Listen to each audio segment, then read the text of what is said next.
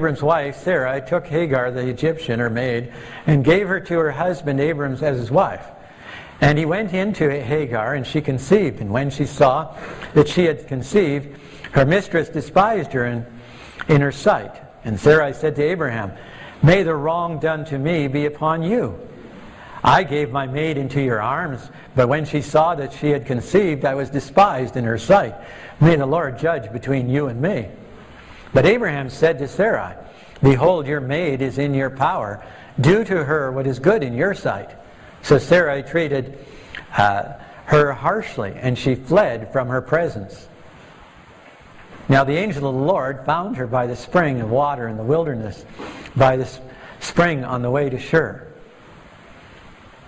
And so what happens here is Abraham ends up with a child, and his wife is flaming mad. And as Abraham begins to work with that, what do? It's kind of late, right? It's kind of late. There's now a child, and his second wife or mistress that he's had here, who's conceived, now is fighting with his wife, and it's an inflamed situation. How do you work with that? How do you work with that? Well, Abraham did the age-old thing. He said, Sarah, that's your problem. That's your problem. What he was doing is saying, cool it. Cool it. I don't want to be the one who's the center of all the accusation. I don't want to be the one in the middle of it all. When you read that passage through, you say, well, he deserved to be in the middle of it all, right? Wasn't it his fault? Was it her fault? You see, right away when you get into that issue, you start to, whose fault is to blame here? And so if you were to write a script on this as to whose fault was it? Was it Abraham's? Was it Sarah's? Was it Hagar's? Should Hagar have said, no, don't do that? You see, it's very easy to move into that situation. A rule of thumb is cool it. Cool it. Have you ever watched how police are required to work with things when there's a crisis? They immediately try to get people to cool it. Right? Cool it. Don't make rash decisions in the moment. And so when you look at that, it's simple. We simply say, get a glass. Have a glass of water, cool it, let somebody move out of it so that you can work with the decision and work with what's going on. That is exactly what happens when there's a war between a husband and wife. What's the first thing if it ends up in court that the judge says? He says, we're going to put a restraining order on you to stay over there and you to stay over there so that you can cool it. And you don't work on it, you don't do anything, you just simply stay over there and you don't meddle with each other. It's interesting that the world came up with that conclusion and that they noticed that that's a good thing. One of the things that we need to keep in mind, I think, in regard to that is what it says in Deuteronomy chapter 23. It says, when you make a vow to the Lord your God, be prompt in fulfilling whatever you promised him. For the Lord your God demands that you promptly fulfill all your vows, or you will be guilty of sin. However, it is not sin to refrain from making a vow.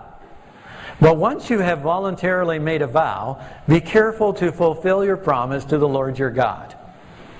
God says, when it comes to getting into struggles and having struggles and difficulties, and you get into a crisis where there's something that's going on that's sort of boiling, and you begin to work with it by this aspect of cooling it down, pulling it down.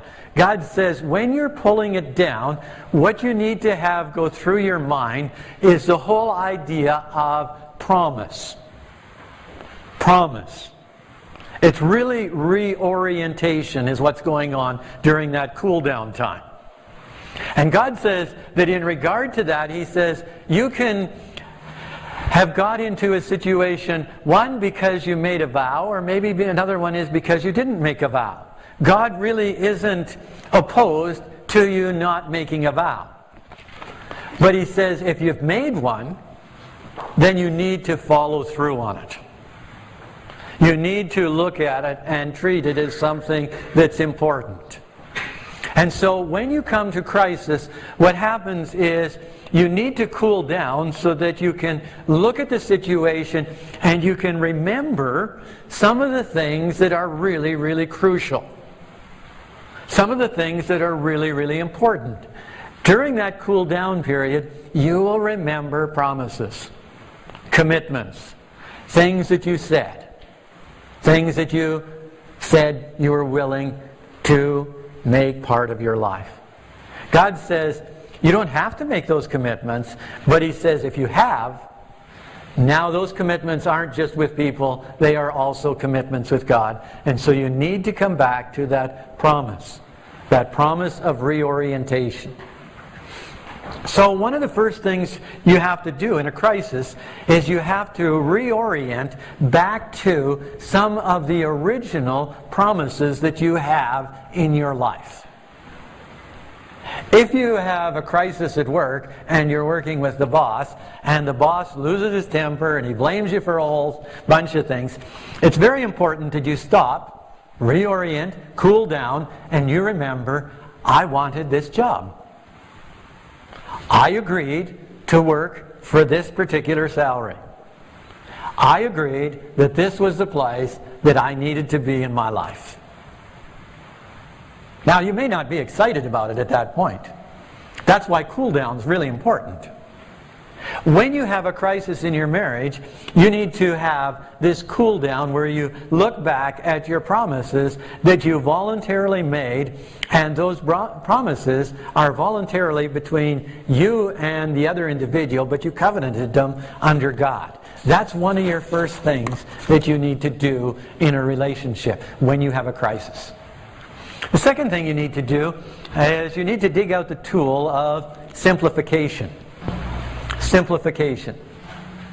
You see, when we looked out the window at our neighbor's trailer burning down, the question ran through our mind, is there anybody in it? Will it burn down the trailer next to us? Will it burn down our trailer? Will anybody else get hurt in this whole setting? And so you begin to ask those questions, and you need to begin to simplify. Simplification. Let's turn to 1 Samuel chapter 1 and verses 2 through to 11. That's really the story of Hannah. 1 Samuel chapter 1. And as you read through that story, what you find is that Hannah was one of Elkanah's two wives. He had two wives. And she didn't have any children, and the other wife did. That creates a spark for trouble, right? And so Elkanah was trying to keep these two women happy. One with children and one without.